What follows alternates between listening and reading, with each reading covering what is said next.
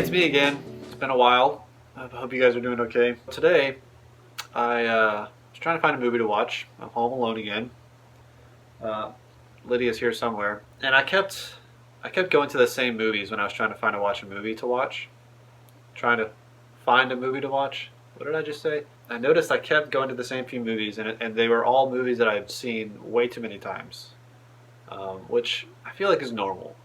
So I decided I'm just gonna go. I'm gonna go through my collection, pick out every movie that I have either rewatched so many times since its release, or that I've rewatched a lot when I was growing up and still rewatch a lot today. Because there's a lot of movies that I used to watch a lot when I was younger that I don't really watch as much now as an adult. But I still found a lot more that I lumped into that category than I thought I would. So I figured, hey, I'm gonna make a video about it. I make a movie about it because I think it's interesting to learn about someone just knowing which movies they rewatch the most. So I have quite a big stack right here next to me. So I'm gonna just show each one, kind of maybe give some reasons why I rewatch it. Sometimes it's just because. You know, some people have those movies they watch a lot and they don't really know why. So we're gonna kick things off with a movie that's getting a sequel here in about a week and a half or so, and that is Zombieland. Now, the reason I watched Zombieland the first time I watched it is because I had this video game called Left 4 Dead. I don't know if anybody's ever played it. But it's basically just a game where you go through and shoot a bunch of zombies. My friends showed me this movie, and the whole time I was just like, hey, it's just like the video game. Like, you go through the carnival, you go through the supermarket or whatever, there's zombies. It's so cool. I immediately went out and bought this movie. I bought the DVD, now I have the Blu Ray, obviously. And I rewatched that movie so many times. And every year around Halloween, if you can't tell, Halloween around me, I like to go back and rewatch this movie. And sometimes I watch it more than once a year. I know pretty much every line, every sequence, every moment, and I still love it to this day. So I'm really excited to see the sequel. Next is one of my favorite movies of all time, and that is Whiplash. As a drummer, if you didn't know, I'm a drummer. This was a really interesting watch. There are times where it's noticeable that, you know, the drumming and the music is not in sync with, you know, the visuals. So it tends to bother me a little bit, but not to the point where I don't enjoy this movie, because this, if you ask me, is a masterpiece of a movie. And it's one that I showed my wife. Sometimes I'm just like, hey, you want to watch this movie? I know you haven't seen it, but it's really good, trust me. And usually she walks out of the movie, or walks out. Her parting thoughts are like, yeah, it was pretty good. And then, but after we watched this movie, she was like, the next day she told me, she was like, I haven't been able to stop thinking about that movie Whiplash. It's really good. It's true. I think it's amazing, and there's no better reason to rewatch a movie than if you think it's amazing. But next we have Warrior, starring Mr. Tom Hardy and Joel Edgerton. This cover is a bit of a spoiler, if you ask me.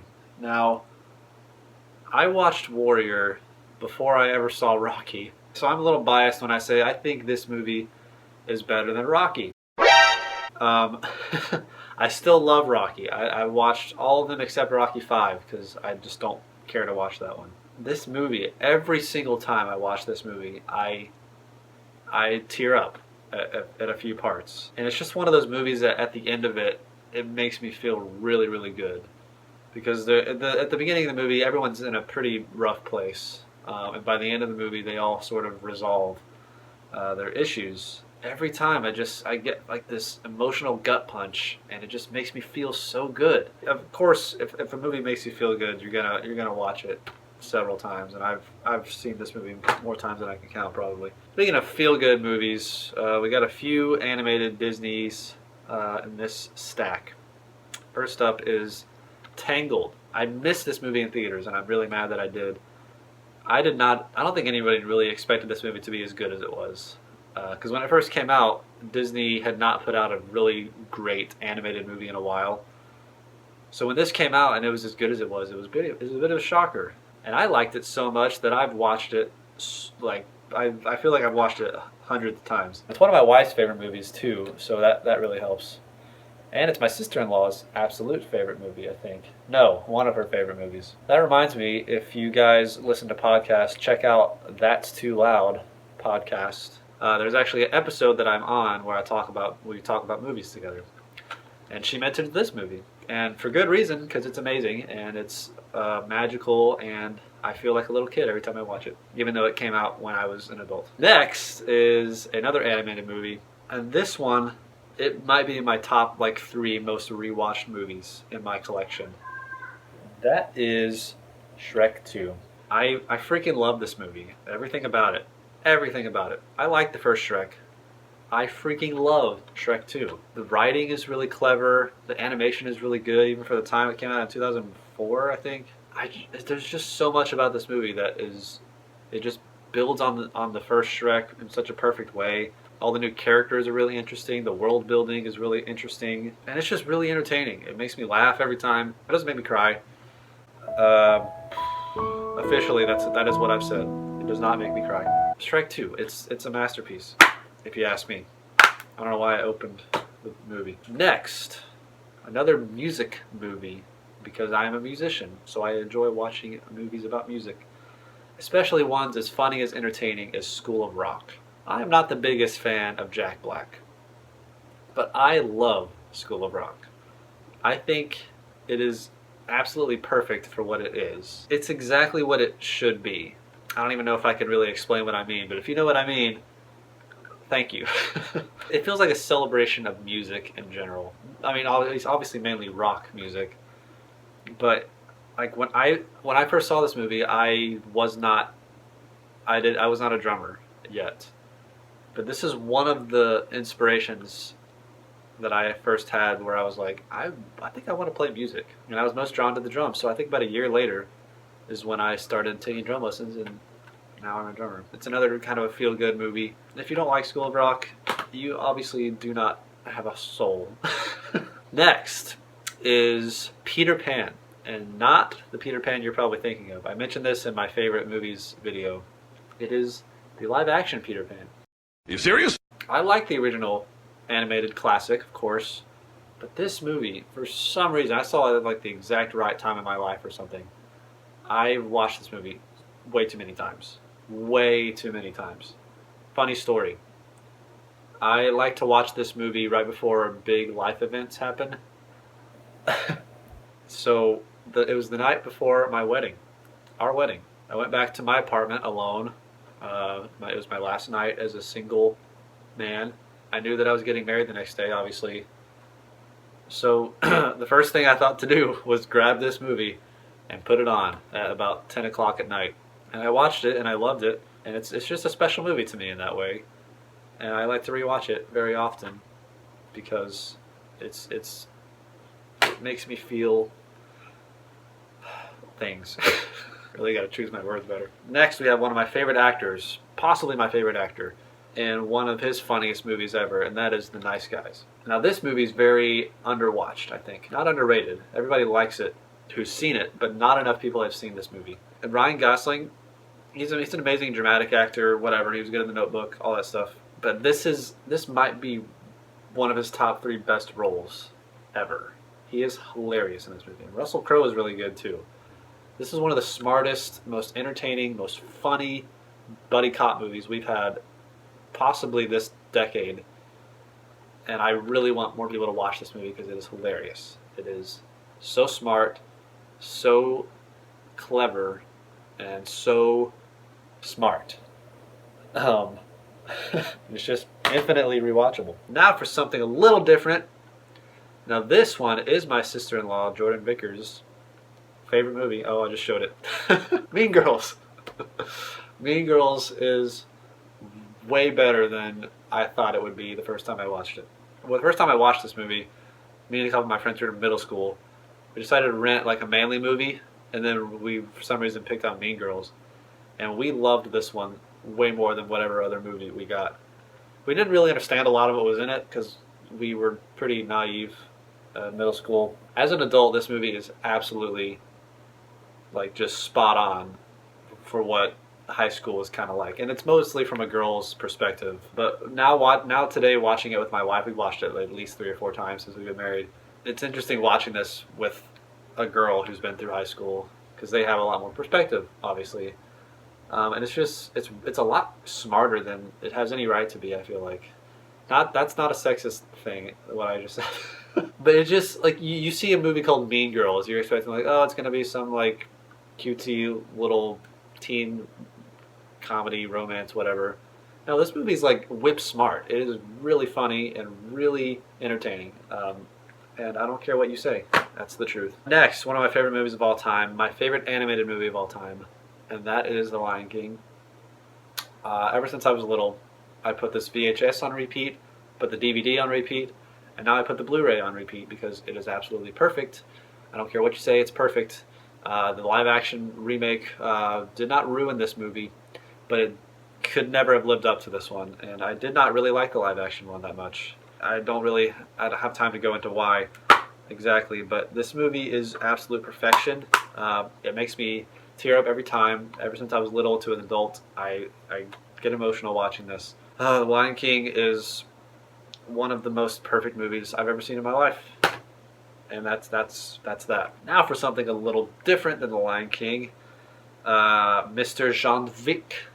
It's not how you say his name. John Wick. And it's not just because of his name, because we share a name. It's because there's just something so cathartic about watching this movie. And I think it's mostly because I'm an animal lover. We have a cat. Obviously, you've probably seen her in a couple of my videos. She usually likes to come bug me when I make videos. So, as an animal lover, watching the beginning of this movie is really hard because if you haven't seen it, spoilers, his dog gets killed by some burglars. And seeing him go on an hour-and-a-half rampage of vengeance, avenging his dead dog, which was more than just a dead dog if you've seen the movie, is just so satisfying to watch. It is just like John Wick 2 and 3 are really good, and I actually really like John Wick 3. But this is still my favorite one just because I just feel so satisfied every time he buries the dog and then he just gets that look in his eye like, I'm going to kill everybody. And it's just, like I said, it's just really satisfying to watch. That's why I've watched it so many times. Now, probably the only movie in my collection, or not in my collection, only movie in the stack that is a horror movie, and that is It.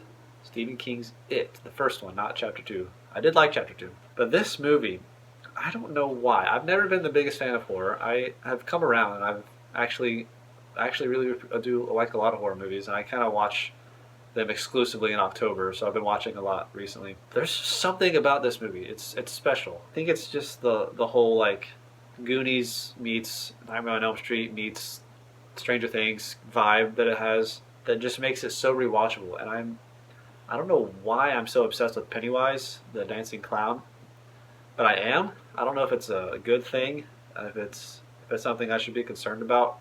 I just am. Sorry, not sorry. I saw this twice in theaters. I saw it about a week before I got married because my wife was here. We lived in Kansas City, and she was here for a week for her bachelorette party. So I was like, I'd already seen this movie when it came out opening weekend, but I was just like, you know what, I'm gonna go see it again because I really liked it.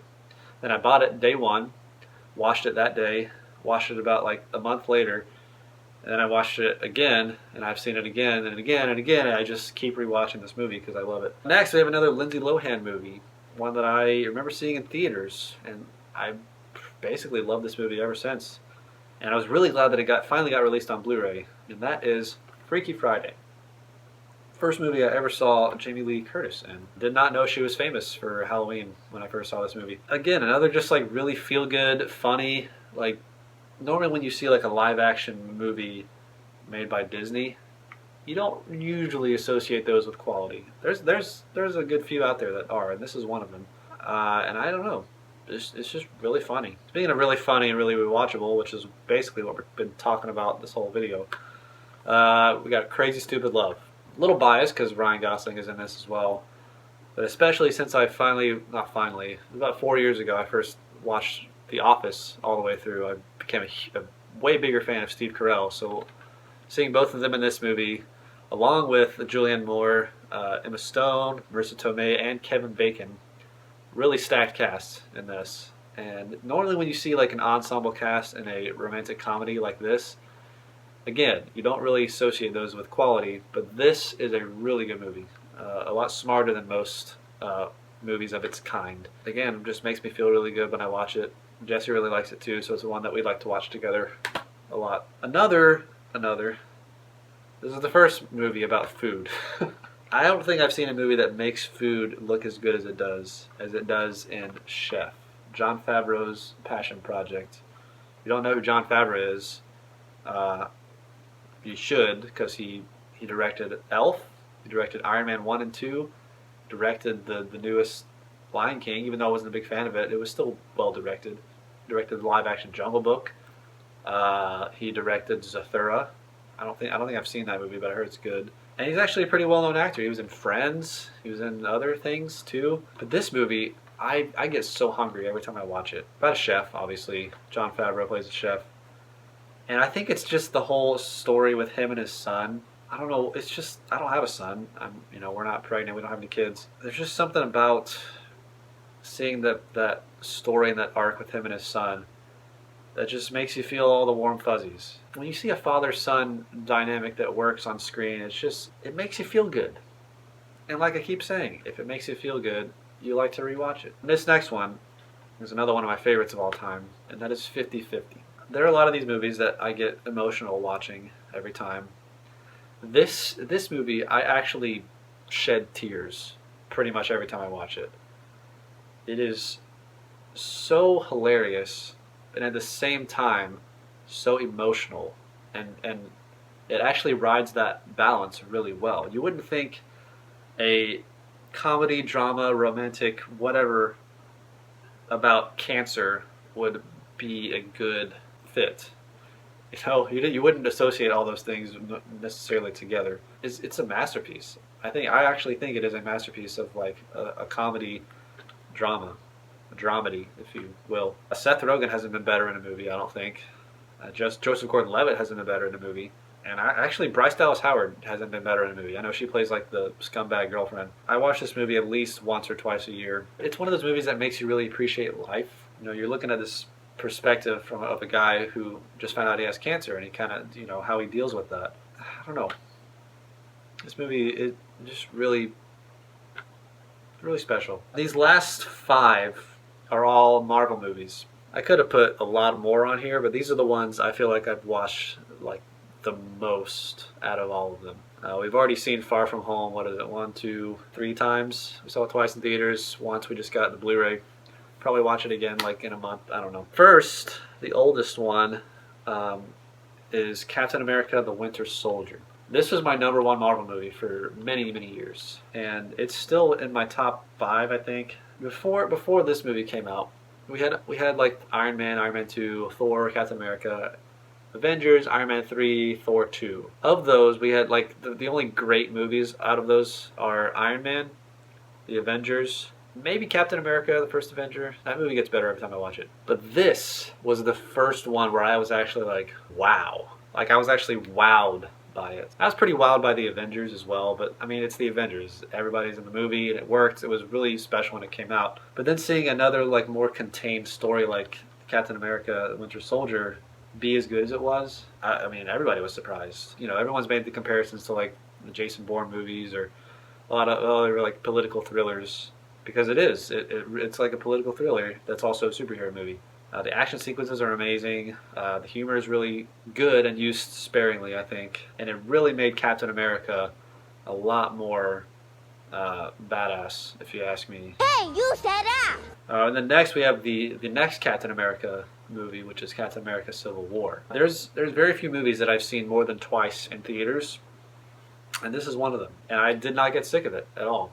In fact, it came out on Blu Ray. I watched it that day.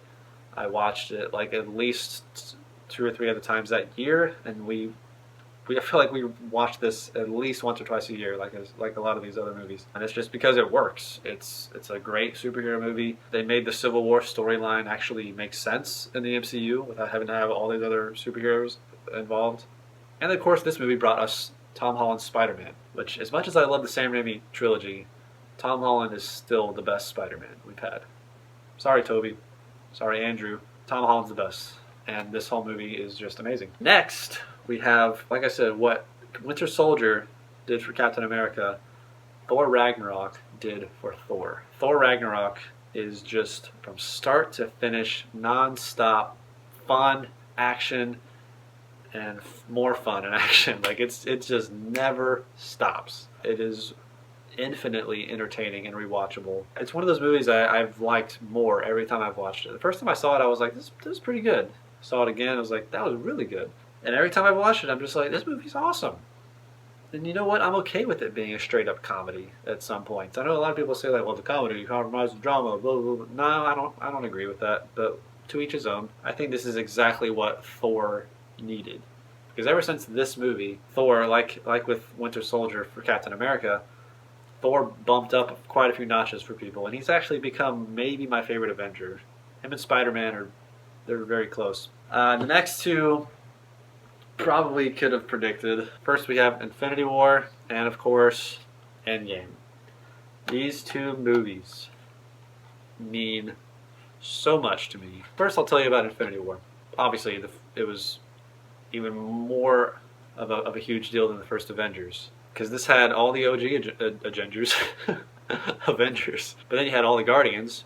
Then you had Black Panther. You had Doctor Strange, Scarlet Witch, Vision, all these other new characters. And this was like the culmination of everything. At the beginning, at least, of the culmination of everything. It was, of course, amazing, and the action's awesome. But the thing that nobody really predicted, and it was really smart of them to do, was that this is actually not an Avengers movie. I know it's titled Avengers Infinity War, but this is actually Thanos' movie. And I know a lot of people have said that already, but it's just so clever that they did it that way. That they didn't make this about the Avengers trying to stop Thanos getting the stones. They made this about Thanos trying to get the stones and the Avengers getting in the way. And me and my family here in Indiana, we all saw this opening night, and it was amazing. Everybody was cheering and clapping and laughing. It was awesome. And of course, we saw, I think, again, another 3-timer in theaters, and we've seen it probably way too many times since it came out on Blu Ray. And then Endgame. Same story. We all saw it opening night. It was incredible. I mean, I don't want to sound like I'm over exaggerating, but it was almost like life changing. Just how incredible this movie is. And I know it's not a lot of people's favorite. A lot of people say Infinity War is better. You could probably argue that all day. And then I feel like there's equally enough reasons to pick this over Infinity War and vice versa. But I'm a sucker for a good conclusion. Return of the King is my favorite Lord of the Rings. Deathly Hallows Part 2 is one of my favorite Harry Potter movies. And this is my absolute favorite MCU movie. Probably in my top 5 movies of all time. And let me tell you a little story about Avengers Endgame and why this and Infinity War, but mainly Endgame, just means so much to me. The first time I saw Iron Man, the first Iron Man, summer 2008, I was in Montgomery, Alabama, with my grandma. And at that point, for about the last 8 or so years, every summer, me and my 2 siblings, we each get about a week to stay with my grandma, and she would just spoil us rotten. She would buy us all the clothes, all the toys, the movies, everything we wanted. Basically, she would just spoil us. Normally, like about every night or so, we'd go see a movie in the theater. So it was summer 2008, and we decided to go see Iron Man. And at this point, I wasn't really on the internet as much. Rotten Tomatoes wasn't as big of a thing, so I went into this being like, it'll at least pass the time by. It shouldn't be too horrible. And of course, we were both surprised. Everybody in the world was surprised that Iron Man is as good as it was. And that's how I was introduced to the MCU. I was in Montgomery with my grandma. That's the first time I saw Iron Man. Flash forward 10 years to Infinity War. That came out in April, and then in August of last year, my grandma passed away.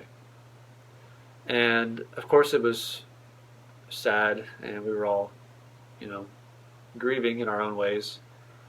I mean, she was old. It was definitely not something we were shocked about.